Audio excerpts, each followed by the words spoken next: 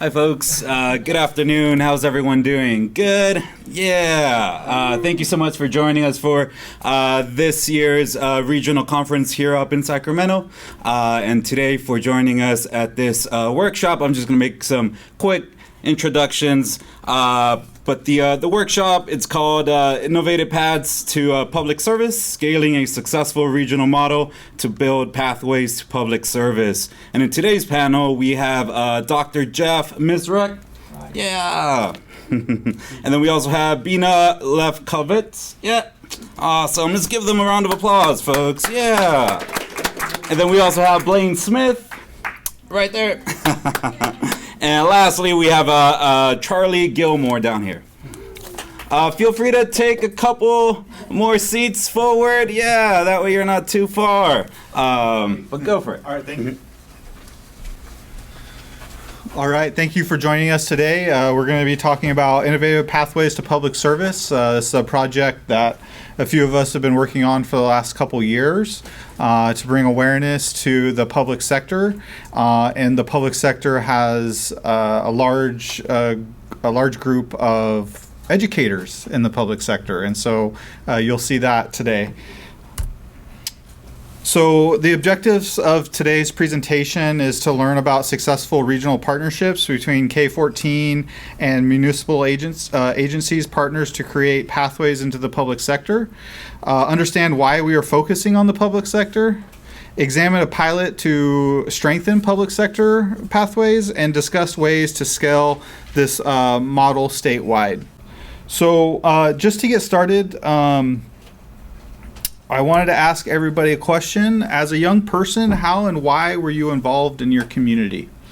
I'll go ahead and get started. I think my mom had a lot to do why I'm in front of you guys today.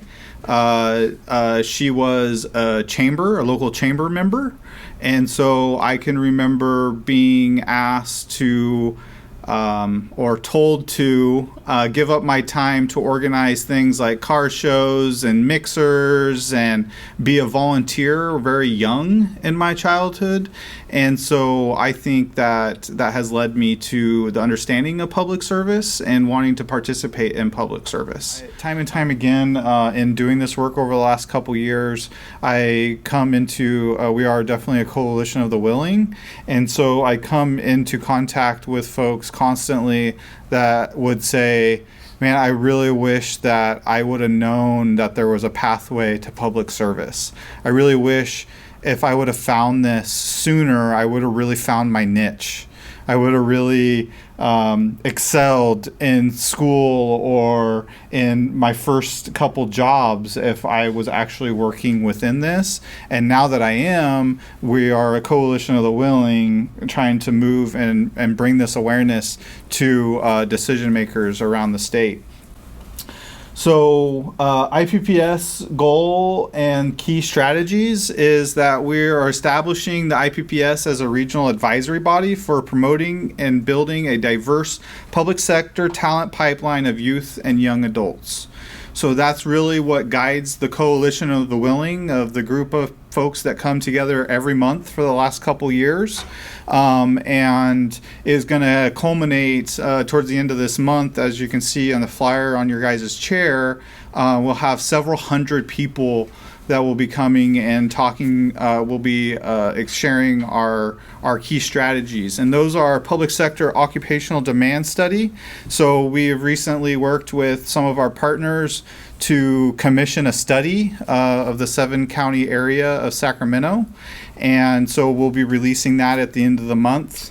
Build awareness of the work and the problem. So we all understand. We've heard all morning of the shortages and the barriers that we have for our students to entering into this. Pilots and test ideas to build pathways and scale for what works. So we've been piloting, we've been talking and researching and trying to figure out what the best modalities is or are for us to be successful in the 21st century as we move forward in an ever-changing economy and jobs. And then structure and sustain the partnership. So we got some seed money And, as those monies go away, how do we continue to move this forward in the future? So I just want to talk a little bit about the partnership, because someone earlier in the day used the word secret sauce, and truthfully, having a strong inter cross-governmental partnership is a lot of the secret sauce. And it has taken us quite a while to get to this group of people who are now convening around a table together to set this. We all have this common goal and vision of creating pathways into public service, from K-12 to community college to college into the workforce. And the Chancellor's office was a big champion that really helped get a lot of this work going, as was the State Workforce Investment Board, who funded. I work for the Institute for Local Government. We received an accelerator grant. This is our third accelerator grant, and this particular grant was around catalyzing the energy in the region to bring together the cross-sector partners to start having this conversation around pathways into public service. And the folks you see here, so we have a nice mix of some K-12 leaders, some counties, cities, some of our community colleges, our workforce boards, and some of our nonprofits. And we are growing this. This convening that we talk about that's coming up at the end of the month, the intent there was to spotlight the work and to bring more people on board. So, for example, we haven't had a lot of conversations with the unions yet. We're just now starting to do that. And actually, I realized I did not put all the state partners around here. So the state is also a growing partner in this work. So let me... where's the clicker? I think you just hit the... Oh, okay, just the down button. Yeah, I'll probably screw it up. Okay. Yes, I did it. Okay, so when we talk about the public sector, I know today everyone's focused on the teaching sector, but we are talking about the whole public sector. Federal, state, local, education, the whole K-12, community colleges, and federal.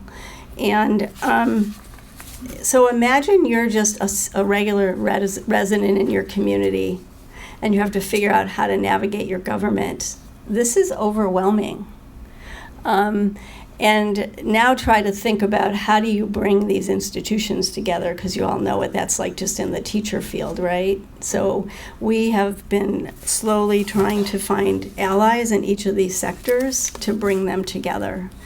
And I do want to say, one thing we've noticed, I do a lot of work at the local government level, and our children maybe get a little bit about federal government in 12th grade, maybe a little bit about state. They never hear about local government. And so one of the things we're really excited about and have been working on over actually the last 6 years is getting kids to understand who their local government entities are, because that's closest to them. So anyway, when we talk public sector, we're talking the whole shebang. And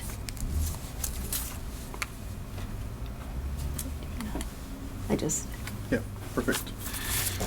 So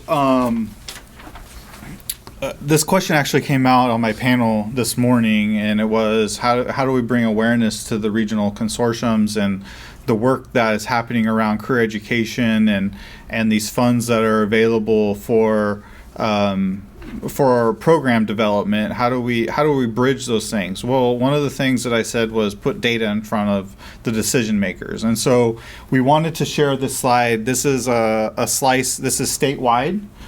So this is what the public sector looks like in California.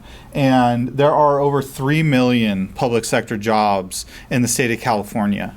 And so you can see the split here, and look at that right-hand side, the big yellow slice, and then the big orange slice. So statewide, about 50% of the jobs are in our educational systems. And so that's why we're speaking in front of you today, is that, yes, we are trying to federate and bring all of the public sector awareness to this, and whether it's local government, your city councils, your recreation, those kinds of things. But a big meat of this pie is our educational system. And so this really gives you an idea of the importance in our job development of a pathway to public service. Is most of the time a job that you can find in the private sector, you can find a comparison in the public sector. And so I don't think that is communicated enough to our youth and talked about with our youth. And most of the time these public sector jobs can offer a salary and benefits that is much more competitive in the grand scheme of a private job. Yeah, they might pay you a lot of money, but are they providing you quality health care? Are they providing you things that help you survive in your day-to-day life? Whereas the public sector makes sure you have a pension, that you have a retirement or something of that nature. So those are conversations that we need to have with our students and with our adults, and whoever's interested in getting a quality job. They need to see where these jobs are and how many they are. And so just a little snapshot into the study that we're going to release towards the end of the month is that in a 7-county region, yes, we are the capital here in Sacramento, so we're going to have a lot of state jobs, right? But just in our 7-county region in Sacramento, 24% of our jobs are public sector jobs. So 24% of the folks employed in the 7-county region in Sacramento are employed in local governments as teachers, as engineers, as all of the things that you will find in similar private jobs. So this really gives you that top level view.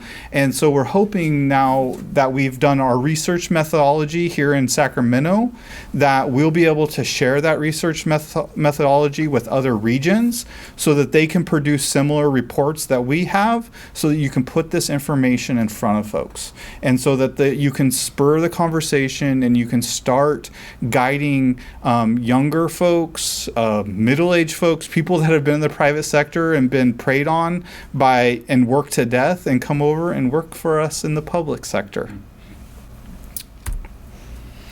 This is another staggering, going along with good salary and benefits and retirement and all those things that I pointed out. But look at some of these. A lot of the time when you're talking to decision makers at the colleges, more and more of our requirements are performance-based. Right? So they want our students not to just get a job, but they want to give them a living wage job, a job that they can raise a family on, a job that they can enjoy extracurricular activities outside of just work. And so if you look just a quick snapshot of the sample wages in education here, you see a good split. So up top, you have your bachelor's degree, so that takes some education, and you see some great earnings there. Look at the level of education in the two bottom: high school diploma and moderate on-the-job training. If you're working for safety and administrative support, you're going to get a quality job that you can have the luxuries of having a life outside of work. You can support your family and those types of things. This is really important to the community colleges because the legislator has given us money, and one of their measures of success of ours is if the students that leave our program are getting a job or getting a better job. And so that's what we're in the business for. This is still me, right? Yeah, okay. challenges facing the public sector. So I think some of you will identify with a box or two on this. One that I wasn't aware of until, well, I was aware of it, but it wasn't something that I thought about, and that is public sector retirement tsunami. And we know we have an aging population that has been in the workforce, and we have the largest population now in the United States coming behind them. The millennial population is now the largest body of population density in the United States. And so as those older folks retire, we're going to have mass vacancies in our public sector because people have been in these jobs for 30 or 40 years. And our young people aren't aware of the jobs that those folks have been doing. So that one was really kind of a pipeline, a downstream pipeline that we need to keep in mind. The one down the bottom left, CT strong workforce defines public sector as public safety and not more broadly defined. So that's one that I would just actually have a conversation with a counterpart of mine in the region and saying that it's hard for his deans and his decision makers to draw the parallel of using career education funds to fund public sector jobs. And so we have to help them bridge those gaps in the understanding, and that's putting data in front of them and drawing parallels to the career education credential crisis that we have. Adult education requires it. We're getting more funding in our K-12 that expands pipelines, and so we need career education credentials teachers. And so that's the parallels we need to draw with those decision makers.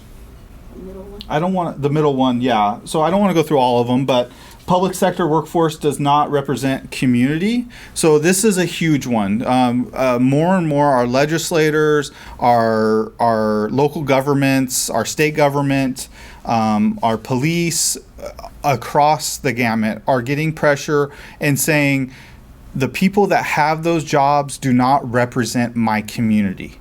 And they want these public sector jobs to reflect their community. So if your community is 25% Hispanic, I want 25% of the police officers to be Hispanic. And so what is important is that we need to go to diverse populations and talk to them about how they can have a good job in public service so that we can have a more diverse workforce in public service. Yeah, I just wanted to say, I know we're speaking broadly about the public sector, and you guys, your interest is teaching and the teaching career sector. I hope you can see just some of the parallels of the issues you heard this morning about lack of diversity, about, we didn't talk about retirement, but the fact that, 5 years teachers leave, right? So stigma. So generally speaking, I know teachers feel undervalued, rightfully so, right? But a lot of public servants feel like they're not valued. In fact, one of the pushbacks we have in coming out with this study in the end of August around promoting the fact that 25% of our economic base is public sector, we have people in the community that are not going to want to hear that because they don't want Sacramento to be a government town.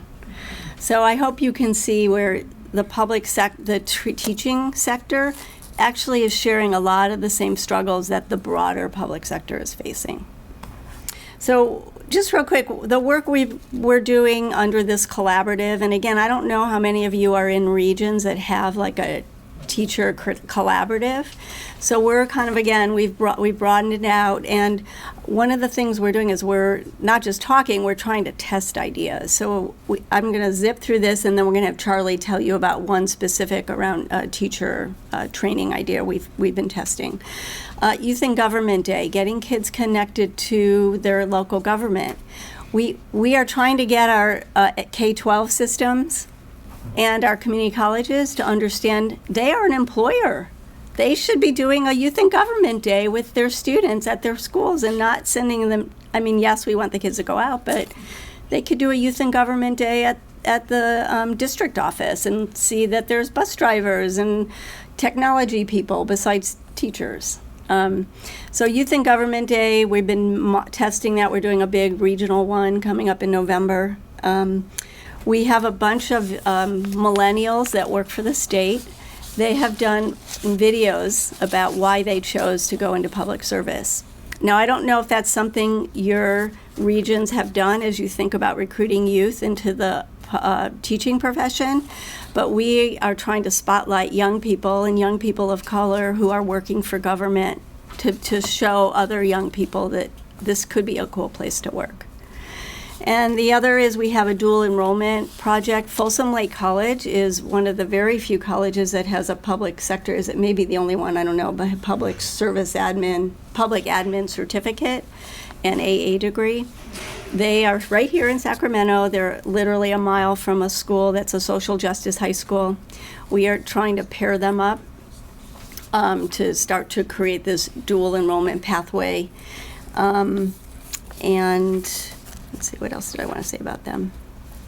Yeah, and we do have a few we do have very few education pathways in high schools in our region.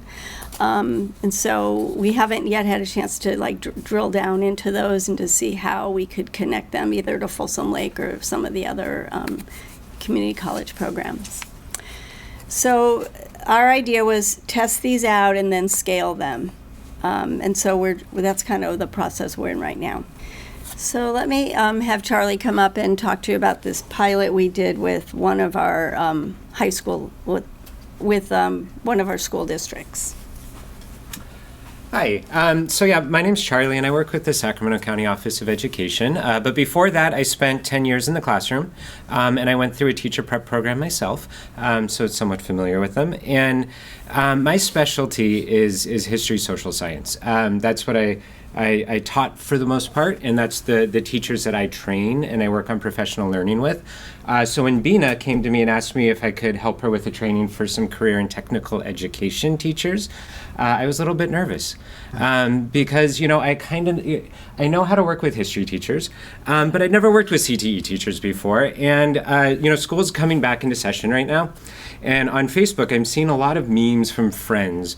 One particular stood out, and it said, here's what a first-year teacher's face looks like during professional learning. And it was a big smile. 5 years, you could see the smile go down. 10 years, it went down. And in 20 years, the teacher is just like this, right?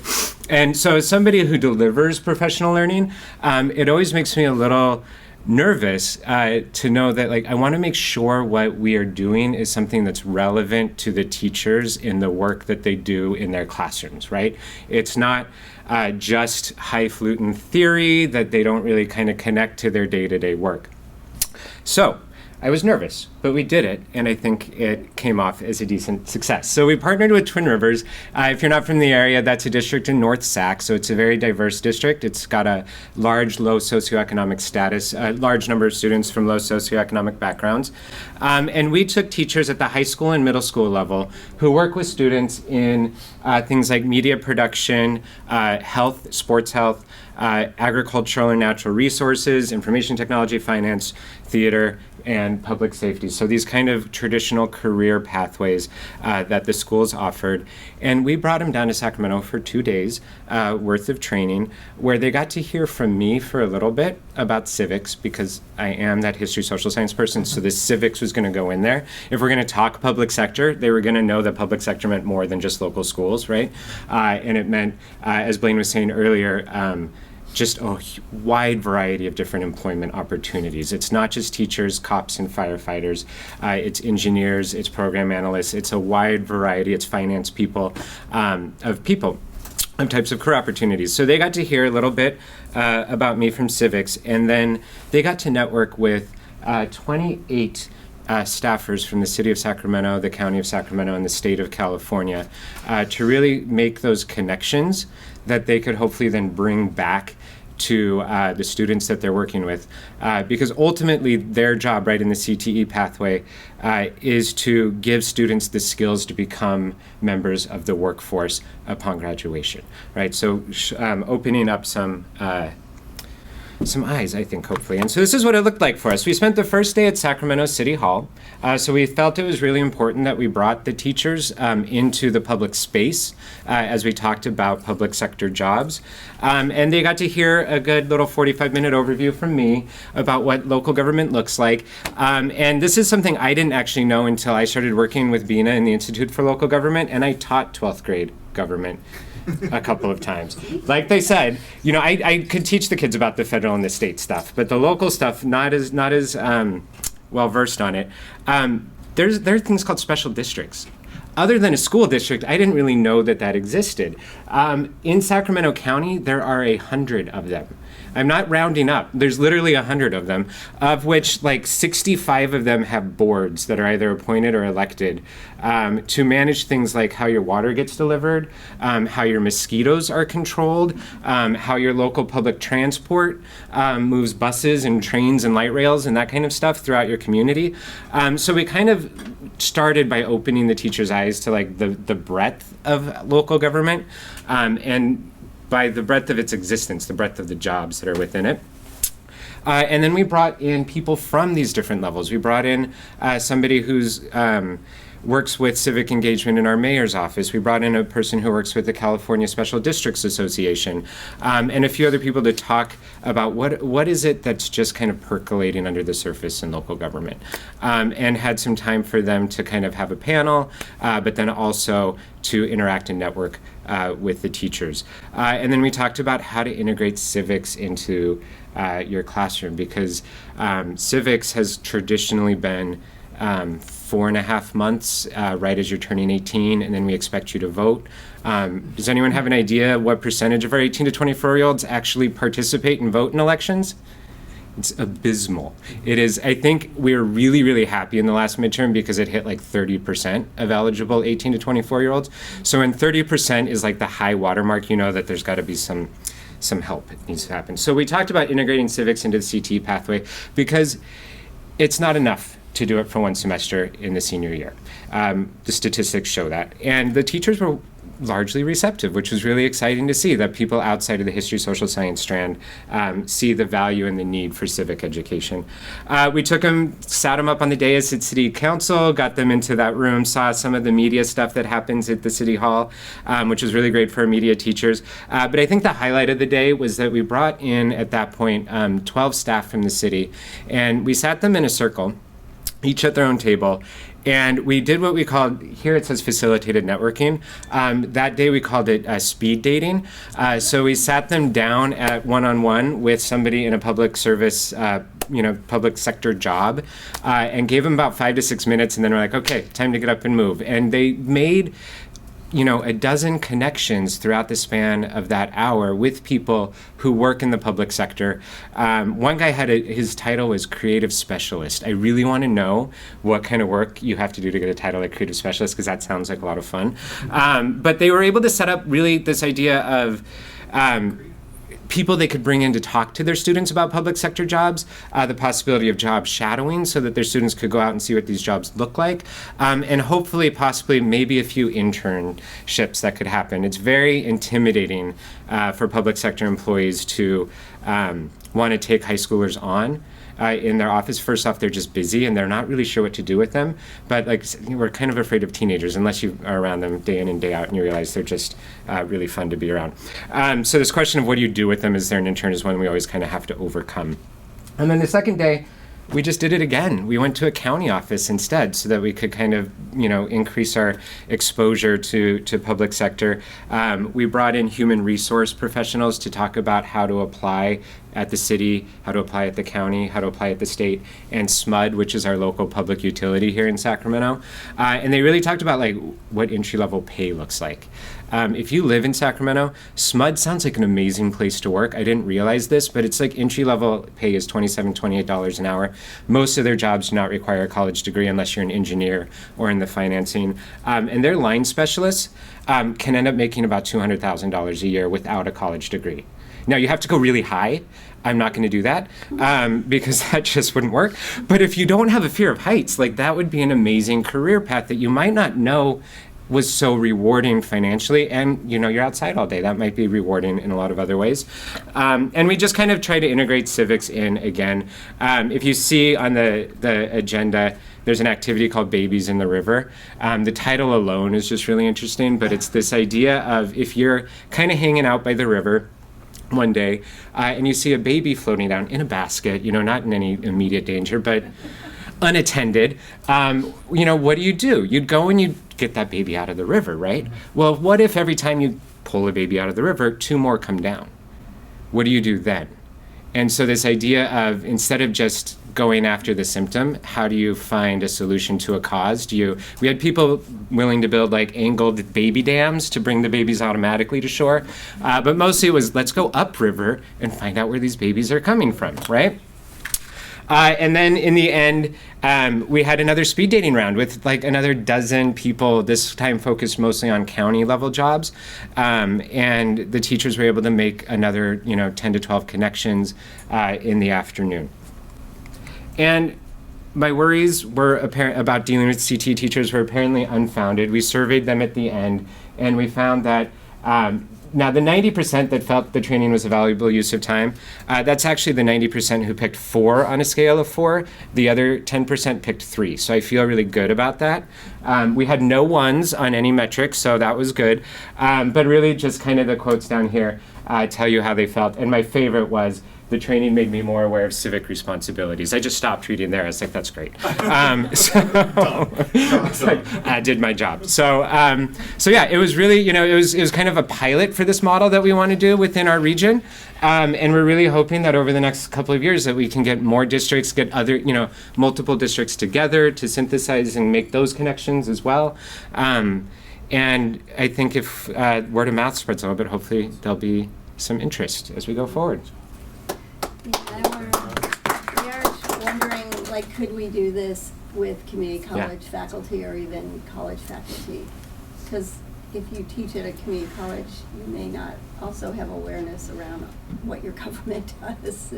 How would you impart that to your students? So. Yeah. Okay. Good afternoon. My name's Dr. Jeff Mrazek, and I want to tell you a little bit of my backstory before I jump into the slide and the conversation. I didn't really know what I wanted to be necessarily when I grew up. Education came easily, right? Having white privilege. And so I didn't really apply myself that much. I just knew I didn't want to be what my father was, which was a doctor. And so I ended up in the banking industry of all places, in retail, and I started doing mortgage loans back in the day when it was a good thing to do. But even then I was noticing patterns because I was working in Davis at the time, and I had gone through this training program, and I was supposed to be a leader one day in this organization. And I was like, wow, if you're white, you get an A paper, and if you're brown or, well, there weren't very many black folks, it's just a brown and white area out there, right? If you were a field worker, you had B or C or worse paper. And it became so clear I could guess. I didn't even need to pull the computer up and put stats in or anything to figure out what your scores were. And I started watching, and this was the time when the system was really pushing hard these things called option arms, and they were piling in all the risk. That's what caused the market to eventually crash. And I'm like, why are we giving these people the most complex, most difficult things to understand? And I try to take my time and explain it to them. And my boss came to me and said, we're not teaching here. We're selling. You see this quota? Get these out the door. And I was like, okay, I think I'm done. And so at that time, I had a broker's license, and I was going to go save the world. And I started Advocate Financial Realty Group, and I was going to teach everyone everything they needed to know about getting a loan. About 3.5 years later, the market crashed.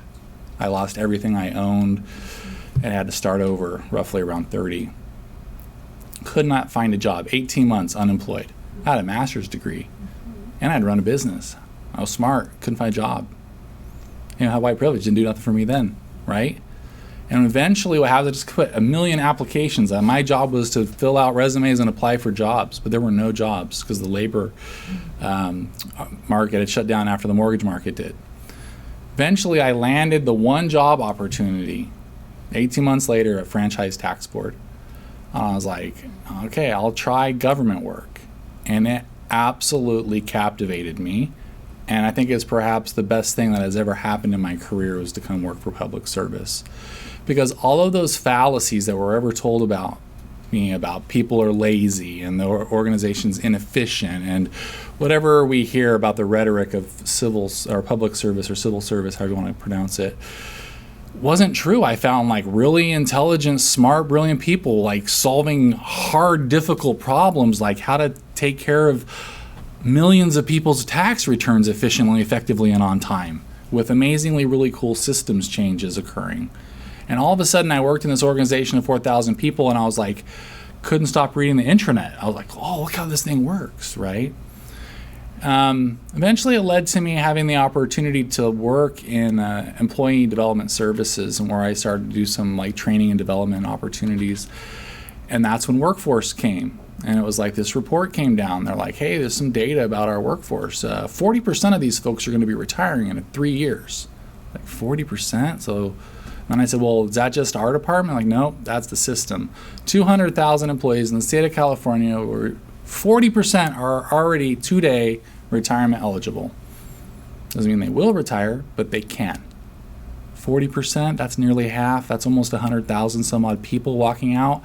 I said, how do I fix that? How do we fix that? And so I was teaching real estate at the time because I was a broker, so I still taught real estate. It's kind of where I came from.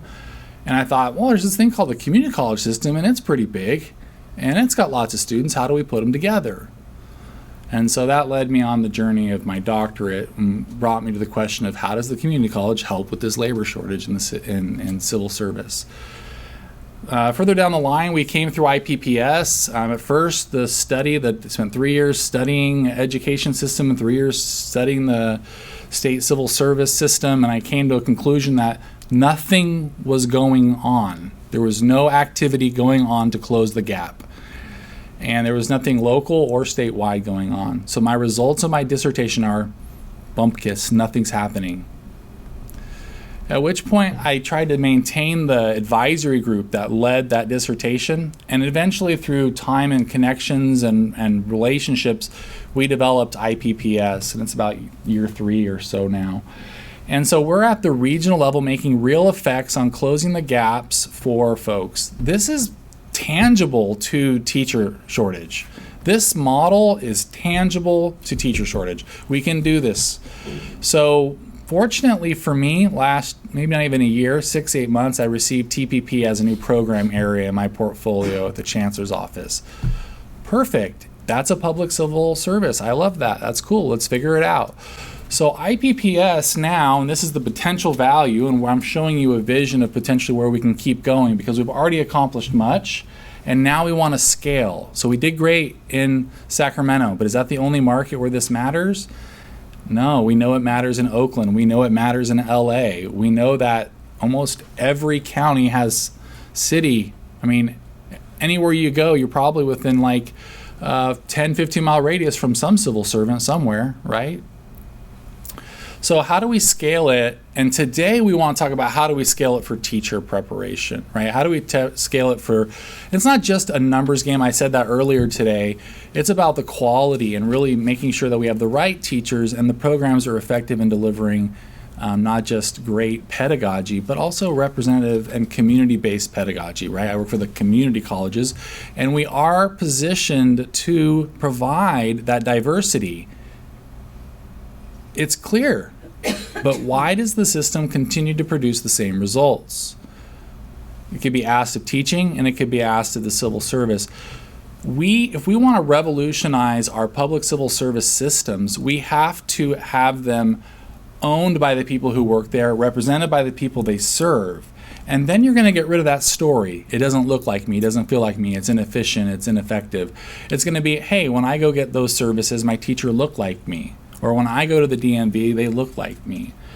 So now today, where we operated in the past using a regionalism approach, we chopped the state up into 10 regions, as well as 10 sectors, industry sectors like IT, healthcare, those things that Shenny mentioned. We are now going to form an 11th sector for civil service. It won't be a formal sector in that industry way. We're going to call it public sector careers. And what we're looking to do is pull together some various funding streams into one focus. That includes TPP, which is the funding for teacher preparation, ECE, which is early childhood education. We want to pull those together curricularly as well, if you can help me with that. We want to pull POST together, which is for your public safety. We want to put the fire money together and put it into one bucket that's focused on civil service.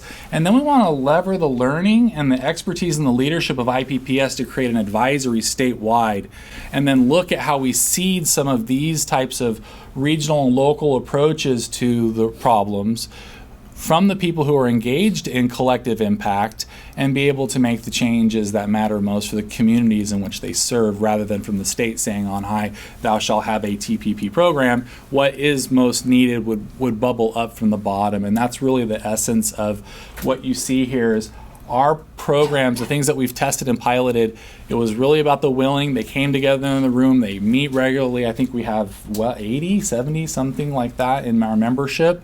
Nobody's paid. They show up on their time representing their organization to solve problems together. And I think this is something that can be not necessarily a fix, but a movement. It can be a belief system about what we want and what we will demand in civic action, right? Because that's what we're talking about, is civic engagement. And so it's partially about what do we care about, how are we engaged, and how are we going to own our systems, make them act and represent us in the way that we do, and then effectively prioritize on that regional and local basis for the things that are most needed to be corrected, changed, or improved. And so that's, I guess, the potential value. I think what the real value is you can change people's careers, which can change people's families, which can change people's communities, which can change people's counties, cities, governments, and can fundamentally change how we operate and function as a large organization known as the nation of America. And it starts at a very, very local level between relationships of individuals who are deeply committed to civic action. So if that's not a call of action, and if that doesn't excite you, I'll bring my marionettes next time. But please, please do hear our passion for this, and please capture it. Yes. So at that, I'm going to invite Blaine back up. Thank you, Judge. What did you call the sector name? Public sector careers. We're not going to call it a sector. Careers. So we only do have a few more minutes. We had a planned breakout activity. We're ending in 1 minute, so. Oh, I thought we have until 4. Well, we have 3:45. yeah, there's a 15-minute passing break, but if you want to spend some of that break with us, we're interested on your ideas. We're always trying to capture pilots that we can scale, partnerships that we may have not thought about. So do you already have a regional pathway focus on education? Who's engaged? What successes have you observed or facilitated? What are the pros and cons of civil service sector strategy? How could a civil sector advisory body support regional work? And what tips do you have to make a statewide civil service sector advisory body successful? So we have put some pins around the room with these boards. If you could please provide any input into some of these questions, we would greatly appreciate it. And with that, we would take some questions, and we do have our contact information up here if you want to get in contact us with at a later time.